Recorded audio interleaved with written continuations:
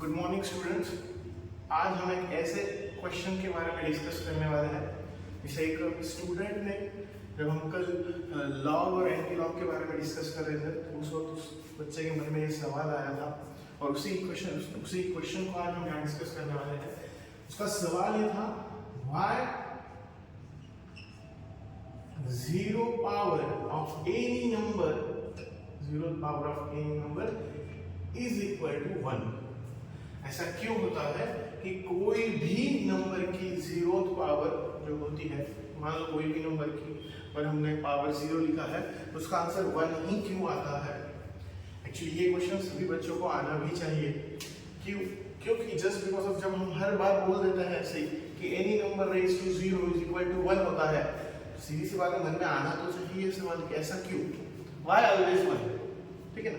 देखिए, जब भी आप ऐसे किसी एंट्रेंस एग्जाम की कोई भी चीज की तैयारी कर रहे हो तो छोटी छोटी बेसिक चीजों के बारे में एक बार तो भी हमारे मन में इस तरीके के क्वेश्चन आने चाहिए, तभी जाकर आप कोई भी क्रिटिकल थिंकिंग वाले क्वेश्चंस को सॉल्व कर सकते हो। ठीक है।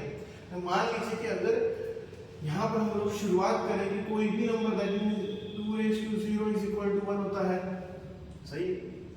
5 raised to 0 is equal to 1 होता है, 15 raised to 0 is equal to 1 होता है। आप चाहो तो माइनस नंबर ले लीजिए, -17 raised to 0 is equal to 1 होता है। 2/5 फ्रैक्शन है, उसकी भी पावर अगर आप 0 ले लो तो आंसर 1 ही होगा। -17/52 ऐसे कोई भी नंबर ले लीजिए, दैट इज आल्सो उसकी भी 0 पावर जो होगी वो 1 ही होगी। इसका मतलब कोई भी नंबर ले लीजिए, कोई भी फ्रैक्शन ले लीजिए, नेगेटिव या पॉजिटिव, उसका अगर आप पावर 0 लेते हो तो आंसर 1 होता है। पर एक एक्सेप्शनल केस इसमें भी है। एक्सेप्शनल केस जो होता है हर किसी में, मोस्टली केमिस्ट्री में देखा जाता है, पर मैथ्स में भी यहाँ पर एक एक्सेप्शनल केस है कि कोई भी नंबर का पावर 0 तो 1 आएगा, एक्सेप्शन 0 खुद।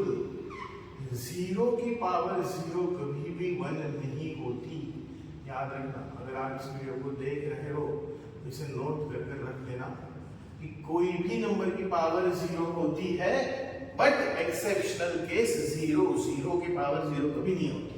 और क्यों नहीं, हम लोग इस वीडियो के एंड में हम लोग देखेंगे। पर पहले आते हैं इस पर, why zeroth power of any number is equal to 1 होता है, हमेशा ऐसा क्यों होता है। ठीक है ना।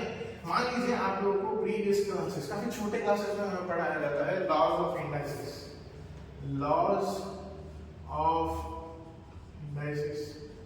उसमें हमें पढ़ाया जाता है। मान लीजिए कोई भी नंबर ले लेता हूं मैं, कंसीडर x, ये जो x है एनी नेचुरल नंबर है, कोई भी नेचुरल नंबर ले सकता हूं।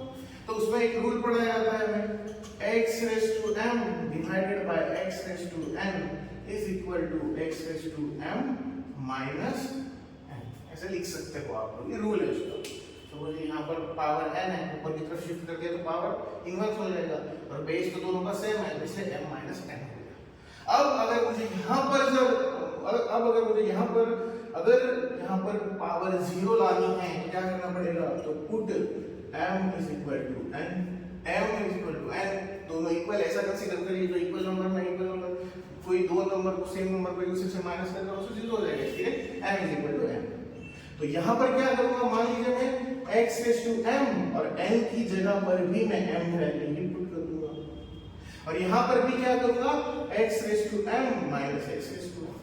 अब आप ही बता दीजिए x raised to m minus n कितना हो गया, 0, सेम नंबर इसलिए, और दो सेम नंबर को एक दूसरे से डिवाइड करने पर आंसर क्या आता है, 1।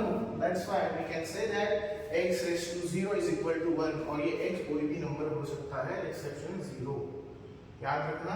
इसी तरीके से आप ये प्रूफ कर सकते हो कि हर नंबर की जो पावर होती है अगर वो 0 लेगी तो उसका आंसर बनाएगा जस्ट बिकॉज़ ऑफ दिस। ठीक है। अब लास्ट एक और डिस्कस करते हैं इस 0 के बारे में, ऐसा क्यों नहीं होता। मान लीजिए कि यहाँ पर मैंने फिर से लिख दिया x raised to 0 that is 1, ये अब हम लोग इक्वेशन 1 मान लेते हैं या प्रॉपर्टी 1 मान लेते हैं। कोई भी नंबर का पावर 0 लिया तो आंसर 1 हो जाएगा। पर हमें ये भी पता है कि 0 की कोई भी पावर ले लीजिए, 0 की 0 तो जाने दीजिए आप, 0 की कोई भी पावर ले लीजिए, 0 तो जाने दीजिए, आप यहाँ पर 1 लिखिए, 2 लिखिए, 3 लिखिए, डजंट मैटर, जीरो को कितनी भी बार उससे मल्टीप्लाई कीजिए आंसर जीरो ही आने वाला है। तो प्रॉब्लम ये हो गया, पहली प्रॉपर्टी के हिसाब से या पहली इक्वेशन के हिसाब से कोई भी नंबर का पावर अगर जीरो है तो आंसर बनाएगा। माना कि यहाँ पर पावर जीरो है, वन आना चाहिए था। पर दूसरा इक्वेशन या दूसरा रूल ये भी बोलता है कि बेस जब जब जीरो होगा तो आंसर भी जीरो होगा। तो प्रॉब्लम ये हो गया, यहाँ पर दो अलग अलग प्रॉपर्टीज है, दो अलग अलग इक्वेशन एक दूसरे में कंबाइन हो गए हैं। और जब जब मैथमेटिक्स में दो इक्वेशंस एक दूसरे को कंबाइन होते हैं या दो इक्वेशन एक दूसरे को सेटिस्फाई नहीं कर पाते तो हम उसे क्या करते हैं, नॉट डिफाइंड डिक्लेयर करते हैं। इसलिए याद रखना है, हमेशा याद रखना कि जीरो की पावर जीरो वन नहीं हो सकती, बाकी सभी की पावर जीरो जब भी लोगे आप तो उसका आंसर क्या आएगा। आई होप सो आपको अब इस क्वेश्चन का आंसर मिल चुका हो। ऐसे और कोई डाउट हो तो आप बता सकते हो कमेंट बॉक्स में। We will try to answer as soon as possible. Thank you.